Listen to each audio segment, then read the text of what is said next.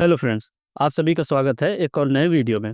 दोस्तों, ईएमएस यानी कि इलेक्ट्रॉनिक्स मैन्युफैक्चरिंग सर्विसेज के सेक्टर में ज़बरदस्त ग्रोथ आ रही है और हमारी गवर्नमेंट इस सेक्टर को काफ़ी सपोर्ट कर रही है। तो इस वीडियो में हम ईएमएस सेक्टर में काम करने वाले कुछ स्टॉक्स डिस्कस करेंगे जिनका कि बिजनेस काफ़ी तेज़ी से ग्रो कर रहा है। तो चलिए शुरू करते हैं। तो सबसे पहले बात करते हैं डिक्सन टेक्नोलॉजी की। डिक्सन ईएमएस सेक्टर का सबसे बड़ा प्लेयर है और एक वाइड रेंज ऑफ प्रोडक्ट्स की कॉन्ट्रैक्ट मैन्युफैक्चरिंग करता है। इसके प्रोडक्ट पोर्टफोलियो में mobile phone, CCTV cameras, lighting और वेरियस होम अप्लायंसेज हैं। इसके रेवेन्यू का मेजर पार्ट मोबाइल फ़ोन्स के सेगमेंट से आता है और यही वजह है कि आप देखेंगे कि इसका overall operating profit margin only 4% का है। लेकिन लो मार्जिन होते हुए भी सेल्स का नंबर काफ़ी तेज़ी से बढ़ रहा है और जिससे ओवरऑल प्रॉफिट भी काफ़ी तेज़ी से बढ़ रहा है। लास्ट क्वार्टर में सेल्स देखें तो ईयर ऑन ईयर बेसिस पर उसमें 117% की ग्रोथ आई है।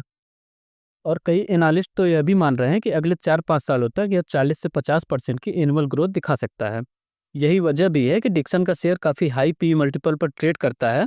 अभी कुछ समय पहले तक तो इसका पी मल्टीपल 200 के ऊपर चला गया था, लेकिन कुछ करेक्शन के बाद और लास्ट क्वार्टर में अर्निंग्स बढ़ने के बाद अभी के टाइम पर इसका पी मल्टीपल 147 का है। तो बढ़ते हैं नेक्स्ट शेयर की तरफ जिसका नाम पीजी इलेक्ट्रोप्लास्ट है। PG Electroplast mainly room AC, washing machine और एयर कूलर्स की कॉन्ट्रैक्ट मैन्युफैक्चरिंग करता है, जो कि मोबाइल मैन्युफैक्चरिंग से कंपेयर करें तो थोड़ा हाई मार्जिन बिजनेस है। इसी वजह से पीजी इलेक्ट्रोप्लास्ट का मार्जिन देखेंगे तो डिक्सन टेक के कंपैरिजन में थोड़ा हाई है। पीजी इलेक्ट्रोप्लास्ट भी अपना सेल्स और प्रॉफिट काफ़ी तेज़ी से बढ़ा रहा है, जो कि आप इसके स्टॉक रिटर्न को देखकर भी गेस कर सकते हैं। पीजी इलेक्ट्रोप्लास्ट के मैनेजमेंट के अकॉर्डिंग इसका Q4 सबसे बेस्ट होता है क्योंकि Q1 से गर्मियाँ स्टार्ट होती हैं और इनके पोर्टफोलियो में मेजर चंग एसी मैन्युफैक्चरिंग का ही है। तो बढ़ते हैं अब अगले स्टॉक की तरफ जिसका नाम केएनएस टेक्नोलॉजी है। केएनएस टेक्नोलॉजी की लिस्टिंग 2022 की है और एट प्रेजेंट इसका मार्केट कैप 36,000 करोड़ का है। यह भी इलेक्ट्रॉनिक्स मैन्युफैक्चरिंग के स्पेस में है, लेकिन अगर सेक्टर देखेंगे तो ये डिफरेंट सेक्टर्स को कैटर करती है। यह ऑटोमोटिव, एरोस्पेस और रेलवे जैसे सेक्टर्स के लिए मैन्युफैक्चरिंग करती है। लेटेस्ट इन्फॉर्मेशन के अकॉर्डिंग इसके पास 5500 करोड़ का ऑर्डर बुक है।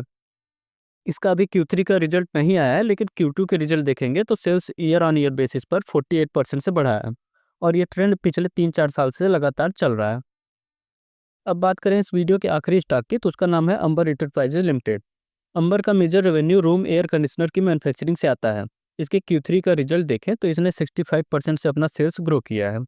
आरएसी के अलावा Amber washing machine, refrigerator, water purifier, microwave जैसे डिवाइसेस की भी मैन्युफैक्चरिंग कर रहा है और एट प्रेजेंट इसका 14% रेवेन्यू नॉन आरएसी सेगमेंट से आ रहा है। अंबर 650 करोड़ के इन्वेस्टमेंट से अपना कैपेसिटी भी एक्सपेंड कर रहा है।